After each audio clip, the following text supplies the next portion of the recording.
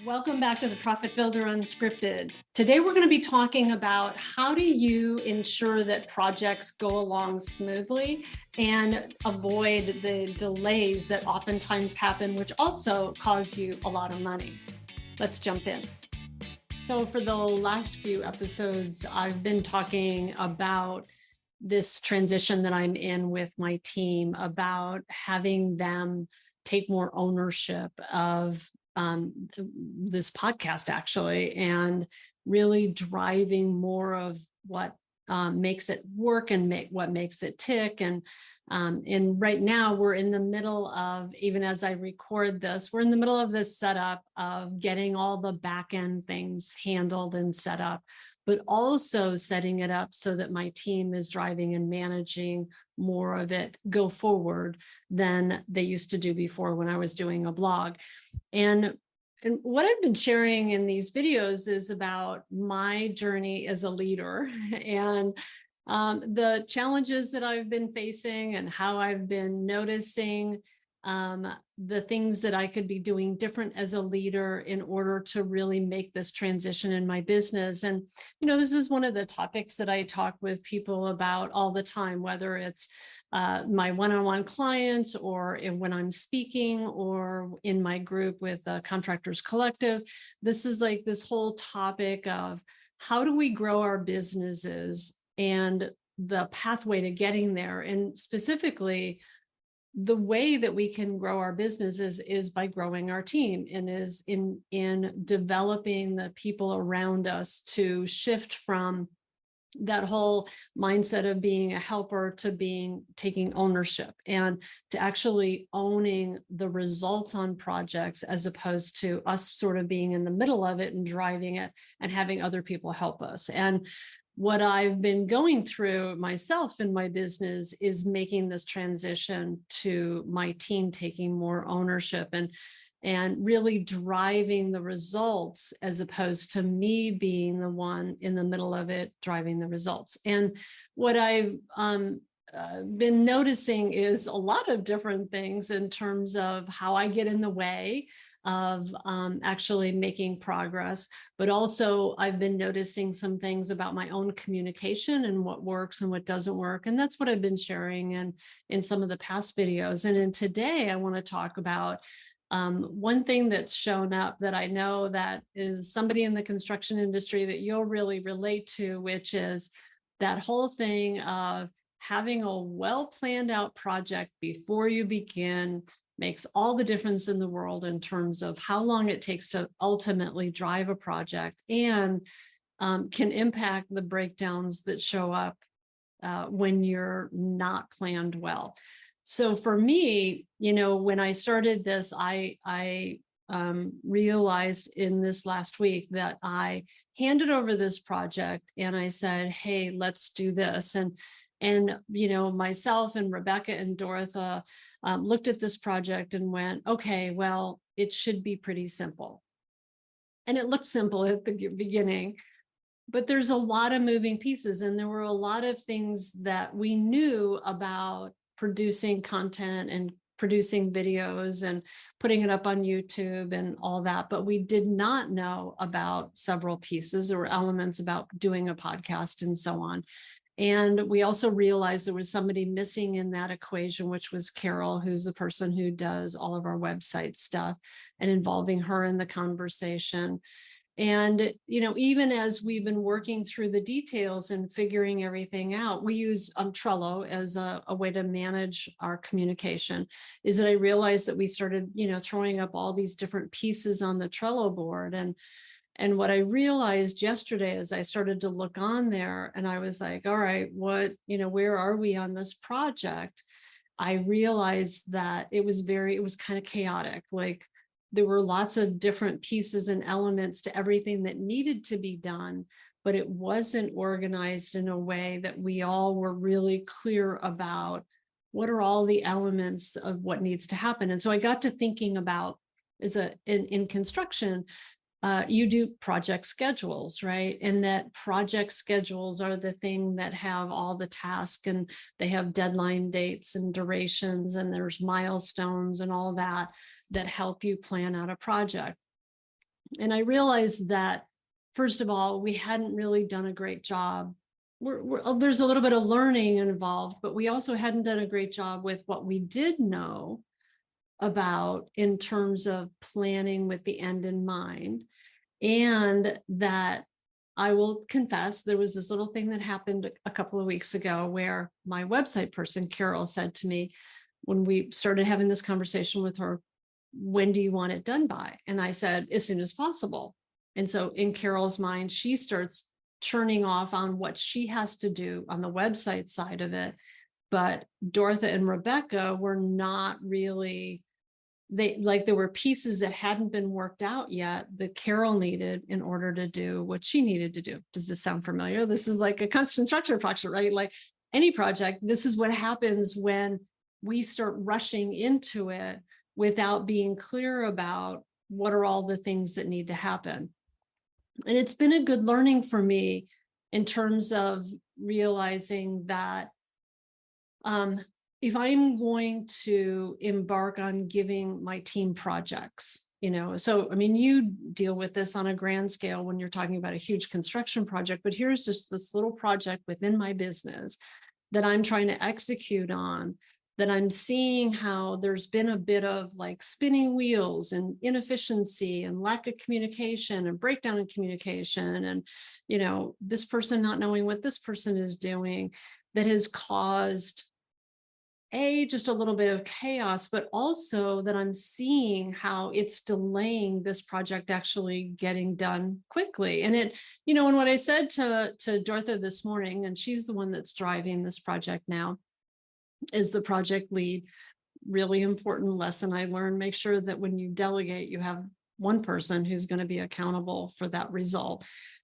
It was a video I talked about a few times, a few episodes ago. But the thing that I learned is that the whole planning piece of it and making sure that there's a well thought out plan, without it, is causing there to be a waste of time and energy on some level, a duplication of conversations, missing things, as well as we're not super clear about what are all the steps that need to happen. And as Dorothy and I talked this morning, I was like, all right, what do you think needs to happen? And what are all those different pieces? And she goes, yeah, I get, like, we have them all in different boards and different cards in Trello, but we don't have it organized in a way that I'm super clear about what we need to do. And so I said, let's just stop. Let's not move forward yet with anything else until we have a well thought out plan, because then we can determine what our milestones are, and then we can determine what are our deadlines for when we're going to have different things done, or who needs to have what done by what date. But we've first got to figure out what the entire scope is. And you might be listening to this and you might be thinking, well, of course that has to happen all the time. And when I talk to contractors, I know that this is one of those things that happens a lot, where there's not really a well thought out plan ahead of time that really helps you make sure that you stay on track and are able to execute and have your team execute well. Because the other thing I realized is I was creating confusion for everybody. Well, we were creating confusion for everybody because we didn't have a well planned out schedule and a well planned out idea of, like, what are all the steps and what's everything that has to happen. So that's the next step that we're taking on. And that's a learning for this week and all of this, which is, before you start getting into action, have a plan for what are those milestones, what's the schedule, what needs to be done by when, who needs to do it, right? Like, being clear about all those pieces. And even on the pieces where you're like, I don't know what I don't know, because when we started, there were certain elements of, we didn't know certain things, so we couldn't even plan it very well.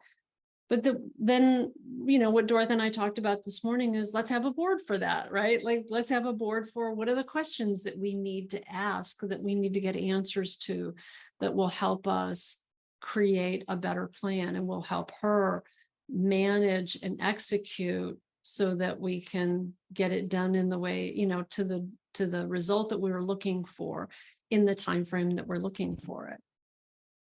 So I'm gonna keep recording and sharing my experience as I go through the rest of this project. But again, I'm sharing all of this because there's it's an interesting process I'm going through right now in this project with my team, and asking my team to take on more ownership.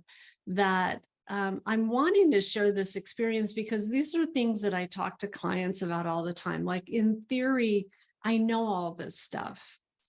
And in practice, I'm having this opportunity to observe myself and notice where I get to catch myself, notice the breakdowns, make course corrections, and adjust. And I think that if I had to say that there was one ultimate desire I have for you as you're listening to this, it's that this whole thing of making change in our business as leaders and asking people to take more ownership and building teams around us, like, it's not a one and done kind of thing. And that what we have is the opportunity to continue to observe what's working, what's not working, and what needs to be different. And I will say, without judgment, because I think a lot of times we judge ourselves, we judge other people, that head trash gets in our way of like being able to just move through and go, hey, that didn't work. What do we have to do differently? So being able to just notice without judgment.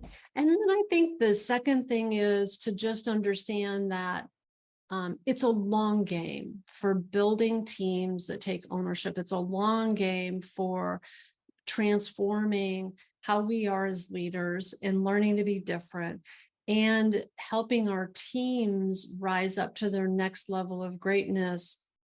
I think that it requires continual conversations and continual assessment of, again, what's working, what's not working, what needs to be different, without us sweeping in as leaders and going, well, I can fix it, or, well, that's not working, I'm going to do this, or I'm going to do that. Like, I've had to really notice and pay attention and catch myself when I want to just go, I can jump in and I can fix that, or I got the quick answer for it.